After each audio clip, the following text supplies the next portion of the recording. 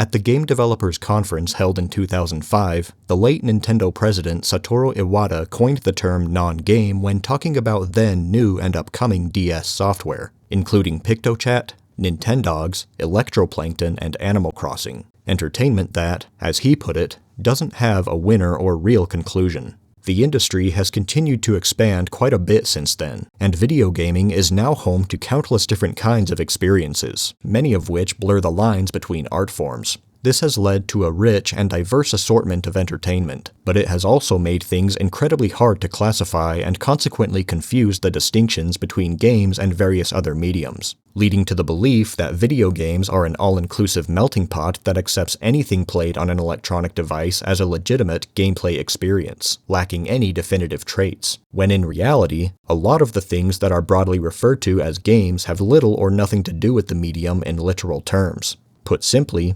not all computer entertainment software are games. This misunderstanding runs deep enough that I think an effective way to pinpoint what games really are is to untangle them from what they are not. So I have selected a handful of things they are commonly conflated with and misconstrued as to aid this discussion. At its most basic definition, a game is a contest of strength, skill, or luck, a competition with rules and structure. This necessitates a process by which a winner and loser can be decided, or at the very least, a way to determine superiority in a given challenge. Gameplay is the tactical interplay between mechanics and systems and how players use them to attain success. It is both the way people are made to participate and the means through which their performance can be evaluated. This already differs from our first category, toys. The point of a game is not merely to amuse oneself, but to execute a strategy that will help achieve a preset objective. Interactivity and engagement does not equal gameplay. Without the risk of defeat and a way to reward or recognize excellence, there can be no contest. It's not enough to have mechanics and systems to mess around with, nor is it enough for them to affect each other in fun ways. They need to contain strategic purpose and be in service of a clear goal. This rebuttal could also be applied to simulations to some extent, which are meant to imitate a specific experience, but aren't always necessarily trying to test proficiency or reach a good end result. Many large-scale video games are actually a collection of compartmentalized challenges and modes rather than one continuous, holistic, long-form contest. Sure, the various activities can be linked to a central objective, but they often operate under separate, self-contained structures and rule sets. Perhaps the greatest benefit of video games specifically is their ability to embellish their presentation with fancy visuals and sounds like films do, and developers have used this to essentially create playable, or not so playable, movies and game engines. However, this by itself does not make a game. For the sake of brevity, I'll include books, comics, and graphic novels in this section as well. Something I was told early on in college was that a story idea is not the same as a game idea. While cutscenes, scripted sequences, and dialogue can be useful tools for conveying information and highlighting big moments, it's important to retain player input as much as possible and ensure that choices and performance matter. The active role players have in determining the quality of the outcome distinguishes games from the relative passivity of books, comics, or movies. If we want to get really technical, there are even notable separations between games and puzzles, though they are probably the most closely related and thus frequently combined out of everything I've talked about. Both of them are tests, however, puzzles don't emphasize competition in the same way. Strictly speaking, there's no need for a penalty or lose condition in failing a puzzle, and once it is solved, that tends to be the end of it.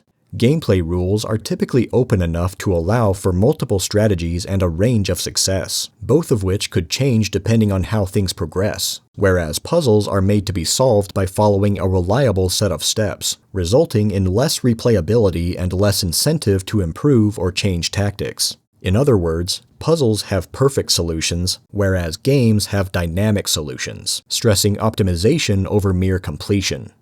To summarize, games are organized activities built around a goal, with rules dictating how it can and should be played, challenging the strength, skill, or luck of its participants. Unlike toys, game objectives are predetermined, pressuring certain playstyles in order to excel. Simulations can mimic any situation and don't have to focus on any sort of contest. Traditional books and movies don't require input from their audience to get a better result, and pure puzzles lack the competitive dynamics that set games apart. I could go on, but hopefully this has been a good enough sample size. Now, to be fair, there is plenty of overlap between these things, and really, most so-called games nowadays cannot be so cleanly categorized as just one or the other. So I get the short-term convenience of putting them all under the same umbrella, but this creates problems for more in-depth analysis. In addition to the commonality of this hybrid approach in our computer entertainment, I suspect the confusion is compounded by influencers, developers, publishers, and storefronts widely mislabeling products for ease and simplicity's sake, or just plain ignorance. And while I personally would like anything marketed as a game to be as such, I've come to accept that many creators and businesses have little desire or incentive to adhere to such details, freely integrating characteristics of other mediums or really whatever they want so as to achieve their vision. That's certainly their prerogative, one that I respect in the interest of artistic expression. After all, pushing the boundaries of what gaming can be is important to keeping it innovative and alive. Returning to that GDC talk by Iwata, he doesn't attack or downplay the value of software that could be classified as non-games, nor is that my intention with this video. In fact, part of Iwata's speech was to promote these types of experiences in order to reach new audiences who don't normally like games, which I'm completely okay with. I love and endorse video games of all kinds, including those that hardly qualify. Within reason, I think artists should have as much freedom as possible to create whatever they feel inspired to. However, I also believe in calling things what they are. Classifications often exist for good reason. Redefining things to suit personal likings, beliefs, or values does not lead to greater understanding. To contend that games lack a specific identity does a disservice to the craftsmanship behind their unique composition and gives up any hope of accurate assessment or analysis of their design. We've seen incredible heights of artistic achievement from those who embrace and dedicate themselves to a chosen medium. So to reject the fundamentals of respective art forms is to devalue the individuality and artisanship of each. This may not affect one's ability to enjoy a product, but it can jeopardize the structural integrity of the work.